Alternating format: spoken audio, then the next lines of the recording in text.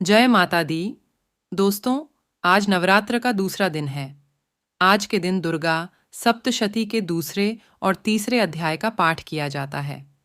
पाठ शुरू करने से पहले आपसे एक अनुरोध है कि अगर आपको मेरी ये प्रस्तुति अच्छी लगे तो वीडियो को लाइक शेयर ज़रूर करें और कमेंट में जय माता दी लिखना न भूलें। और अगर आप चैनल पर नए हैं तो सब्सक्राइब ज़रूर कर लें। आइए पाठ शुरू करने से पहले बोलते हैं जय माता दी। दुर्गा सप्तशती का दूसरा अध्याय महिषासुर की सेना के वध पर आधारित है। महिषासुर की सेना का वध। महालक्ष्मी का ध्यान। मैं महिषासुर का नाश करने वाली महालक्ष्मी का सहारा लेता हूँ, जो कमल पर विराजमान है, जिनका रंग मूंगा जैसा है और जो अपने 18 हाथों में माला, कुल्हाड़ी, गदा, बाण, वज्र, कमल, धनुष धारण करती हैं। घड़ा, छड़ी, शक्ति, तलवार, ढाल, शंख, घंटी, शराब का प्याला, त्रिशूल, फंदा और चक्र, सुदर्शन। ऋषि ने कहा, प्राचीन काल में जब महिषासुर असुरों का स्वामी था और इंद्र देवों का स्वामी था, तब देवताओं और असुरों के बीच पूरे 100 वर्षों तक युद्ध होता रहा था। उसमें देवताओं की सेना वीर असुरों से परास्त हो गई। सभी देवताओं पर विजय प्राप्त करने के बाद महिषासुर स्वर्ग इंद्र का स्वामी बन गया। तब पराजित देवता प्राणियों के स्वामी ब्रह्मा के नेतृत्व में उस स्थान पर गए जहां शिव और विष्णु थे। देवताओं ने महिषासुर द्वारा उनकी पराजय की कहानी विस्तार से बताई, जैसा कि हुआ था। महिषासुर ने स्वयं सूर्य, इंद्र, अग्नि, वायु, चंद्र, यम और वरुण और अन्य देवों के अधिकार क्षेत्र को ग्रहण कर लिया है। उस दुष्ट स्वभाव वाले महिषा द्वारा स्वर्ग से निकाल दिए जाने पर देवताओं की टोली मनुष्यों की तरह पृथ्वी पर भटकती रहती है। देवताओं के शत्रु ने जो कुछ किया है, उसका संबंध आप दोनों से है और हमने आप दोनों की शरण ली है। आप दोनों उसके विनाश का उपाय सोचकर प्रसन्न हों।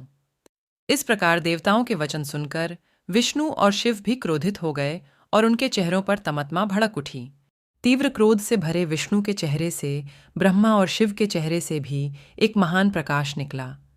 इंद्र तथा अन्य देवताओं के शरीर से भी एक महान प्रकाश उत्पन्न हुआ और यह प्रकाश एक साथ एकजुट हो गया। देवताओं ने वहां एक पर्वत के समान प्रकाश की सघनता देखी, जो अत्यंत प्रज्वलित हो रही थी और उसकी लपटों से सभी ओर व्याप्त थीं। तब समस्त देवों के शरीर से उत्पन्न वह अद्वितीय तेज अपने तेज से तीनों लोकों में व्याप्त होकर एक हो गया और स्त्री रूप बन गया। उससे जो शिव का प्रकाश था, उसका चेहरा अस्तित्व में आया।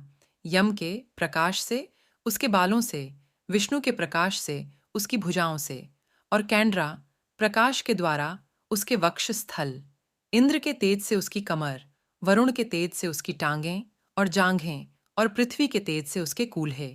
ब्रह्मा के प्रकाश से उसके पैर अस्तित्व में आए। सूर्य की रोशनी से उसके पैर की उंगलियां, वसु की रोशनी से उसकी उंगलियां, कुबेर की रोशनी से उसकी नाक, प्रजापति के प्रकाश से उसके दांत अस्तित्व में आए, और इसी प्रकार अग्नि के प्रकाश से उसकी 3 आंखें में बनी। दोनों संध्याओं का प्रकाश उसकी भौहें बन गया, वायु का प्रकाश उसके कान बन गया। अन्य देवों की रोशनी की अभिव्यक्ति ने भी शुभ देवी के अस्तित्व में योगदान दिया। तब उसे देखकर जो सभी देवताओं की एकत्रित ज्योतियों से अस्तित्व में आई थी, महिषासुर द्वारा उत्पीड़ित अमर लोगों को खुशी का अनुभव हुआ। शिव ने अपने त्रिशूल से एक त्रिशूल निकाला और उन्हें प्रस्तुत किया, और विष्णु ने अपने चक्र से एक चक्र निकालकर उसे दे दिया। वरुण ने उसे एक शंख दिया, अग्नि ने एक भाला, और मरुत ने एक धनुष और साथ ही बाणों से भरे 2 तरकश दिए। देवों के स्वामी इंद्र ने अपने वज्र से एक वज्र और अपने हाथी ऐरावत से एक घंटा निकालकर उसे दिया। यम ने मृत्यु की अपनी लाठी से एक छड़ी दी और जल के स्वामी वरुण को एक पाश दिया, और प्राणियों के स्वामी ब्रह्मा ने मोतियों की एक माला और एक जलपात्र दिया। सूर्य ने उसकी त्वचा के सभी छिद्रों पर अपनी किरणें प्रदान कीं, और काल, समय ने एक बेदाग तलवार और ढाल दी। क्षीर सागर ने एक पवित्र हार, एक जोड़ी न खराब होने वाले वस्त्र, एक दिव्य शिखा रत्न, एक जोड़ी कान की बालियाओं, कंगन, एक शानदार अर्धचंद्र आभूषण, सभी भुजाओं पर बाजूबंद, एक जोड़ी चमकती हुई दी, पायल, अनोखा हार और सभी उंगलियों में बेहतरीन अंगूठियां। विश्वकर्मन ने उसे एक बहुत ही शानदार कुल्हाड़ी, विभिन्न रूपों के हथियार और एक अभेद्य कवच भी दिया। समुद्र ने उसके सिर के लिए एक कमल की माला और उसके हाथ में एक अत्यंत सुंदर कमल भी दिया। पर्वत हिमावत ने उसे विभिन्न रत्नों पर सवारी करने के लिए एक शेर दिया। धन के स्वामी कुबेर ने उसे एक पीने का प्याला दिया जो हमेशा शराब से भरा रहता था। समस्त नागों के स्वामी शेष ने, जो इस पृथ्वी का भरण पोषण करते हैं, उसे सर्वोत्तम रत्नों से सुसज्जित एक नागहार दिया। इसी प्रकार अन्य देवताओं द्वारा भी आभूषणों और शस्त्रों से सम्मानित किए जाने पर वह देवी बार बार निंदात्मक हंसी के साथ जोर से गर्जना करती थी। उसकी अनंत अत्यंत महान भयानक गर्जना से सारा आकाश भर गया और महान गूंज उठी। सारी दुनिया हिल गई, समुद्र कांप उठे, पृथ्वी हिल गई और सारे पहाड़ हिल गए। तुम्हारी जय हो, देवताओं ने सिंह सवार से प्रसन्नतापूर्वक कहा। अर्षियों ने, जिन्होंने भक्ति में अपने शरीर झुकाए, उसकी स्तुति की। तीनों लोकों को व्याकुल देखकर देवताओं ने अपनी सारी सेनाएं एकत्रित कर लीं और शस्त्र उठाए हुए उठ खड़े हुए। महिषासुर क्रोध से चिल्लाकर बोला, अहाँ, ये क्या है? असंख्य असुरों से घिरे हुए उस हुंकार की ओर दौड़ पड़े। तब उन्होंने देवी को अपने तेज से तीनों लोकों में व्याप्त देखा।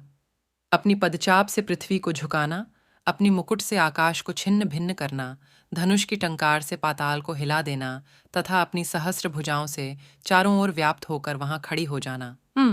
फिर उस देवी और देव शत्रुओं के बीच युद्ध शुरू हुआ, जिसमें विविध प्रकार से फेंके गए अस्त्र शस्त्रों से आकाश का क्षेत्र प्रकाशित हो उठा। महिषासुर के सेनापति सिकसुरा और कैमारा नाम के एक महान असुर ने 4 भागों वाली सेनाओं से युद्ध किया और अन्य असुरों ने आशौरों ने युद्ध किया। उदग्र नाम का एक महान असुर 60,000 रथों के साथ और महाहनु 10 करोड़ रथों के साथ युद्ध करने लगा। असिलोमन, एक और महान असुर, 15 करोड़ रथों के साथ और बास्कल 6 करोड़ रथों के साथ उस युद्ध में लड़े। प्रिवारिटा हजारों हाथियों और घोड़ों के साथ और 10 लाख रथों से घिरी हुई उस लड़ाई में लड़ी।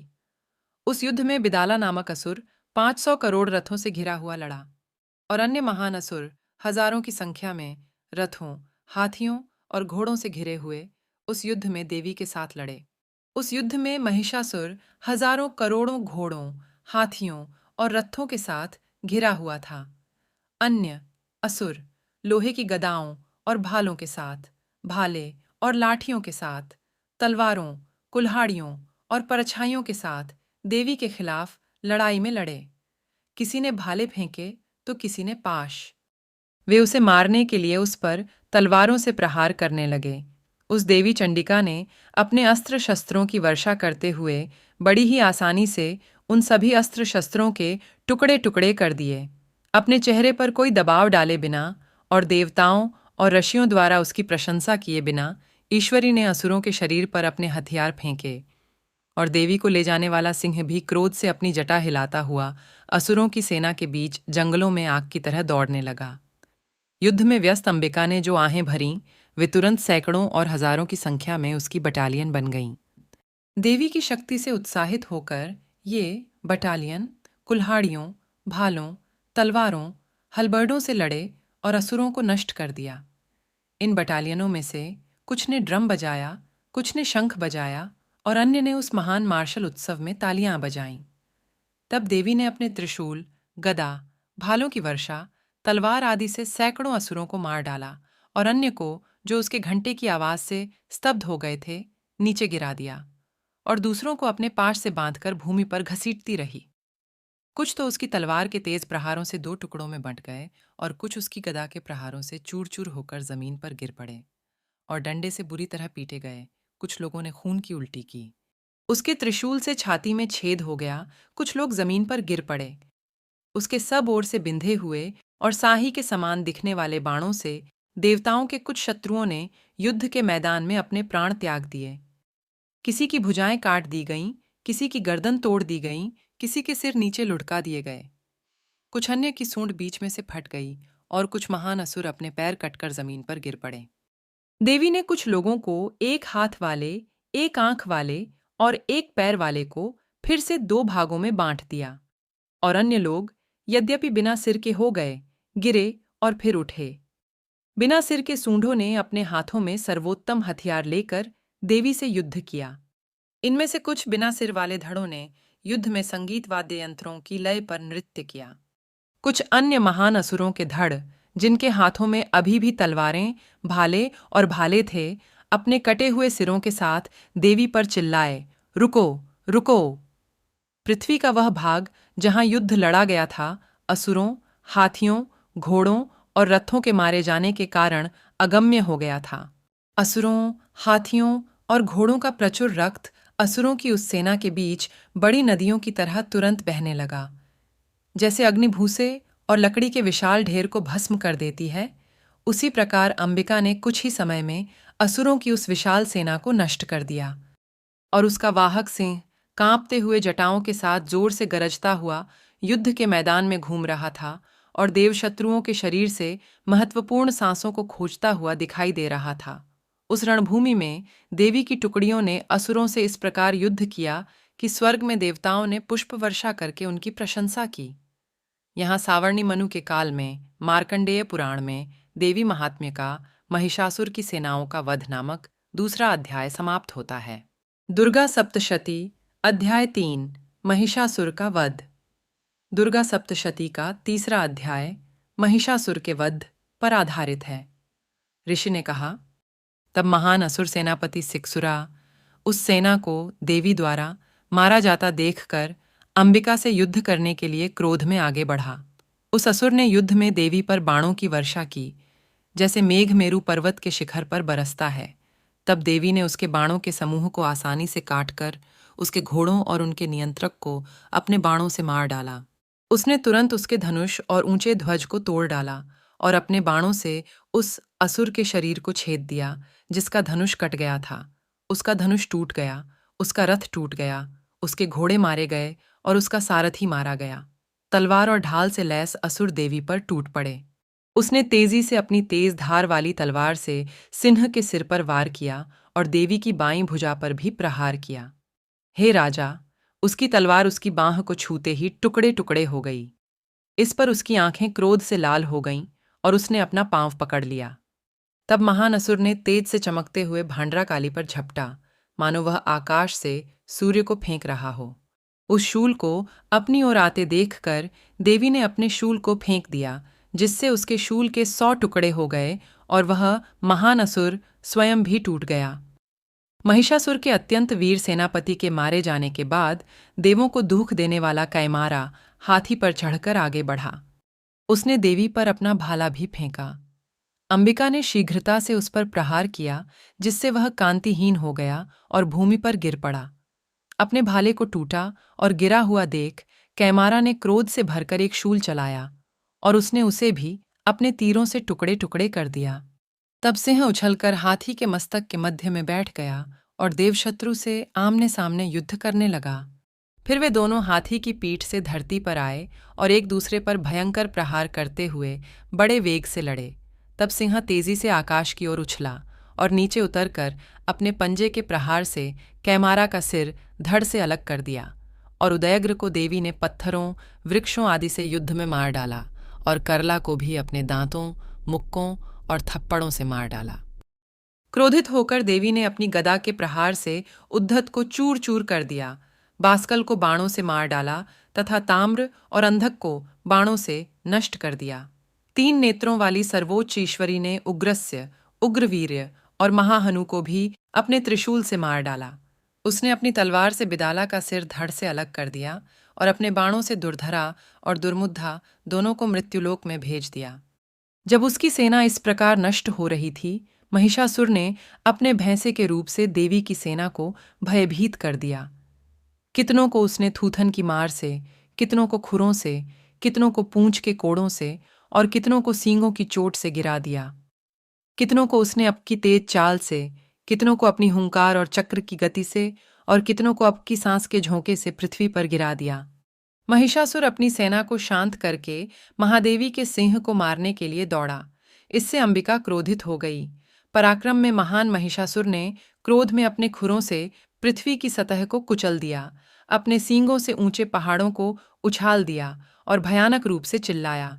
उसके घूमने के वेग से पृथ्वी टूट गई और उसकी पूंछ के प्रहार से समुद्र चारों ओर बहने लगा।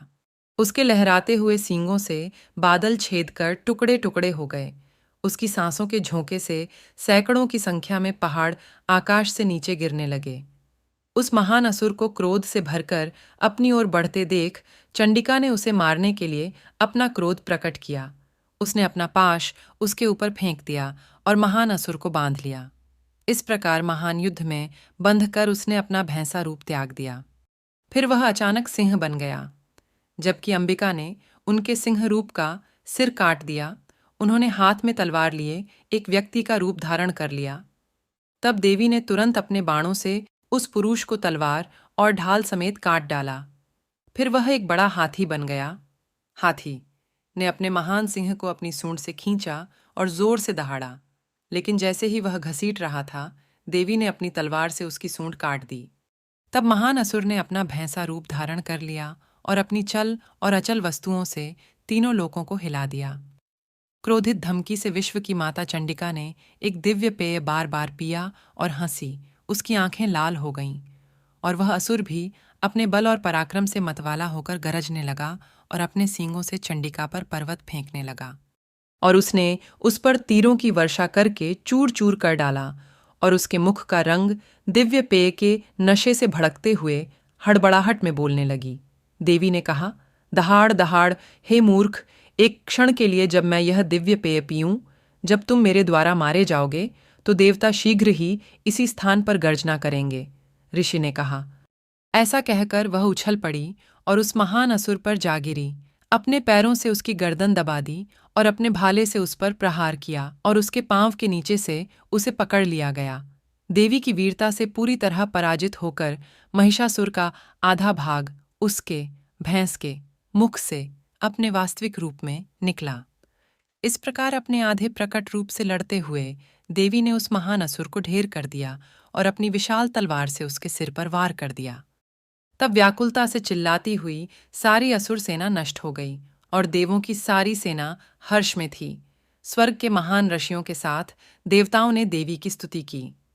गंधर्व सरदारों ने गायन किया और अप्सराओं की टोलियों ने नृत्य किया। यहाँ सावर्णी मनु के काल में मार्कंडेय पुराण में देवी महात्म्य का महिषासुर का वध नामक तीसरा अध्याय समाप्त होता है। उम्मीद है आपको मेरी यह प्रस्तुति अच्छी लगी होगी। मिलते हैं नई वीडियो में चतुर्थ अध्याय के साथ। तब तक जय माता दी। धन्यवाद।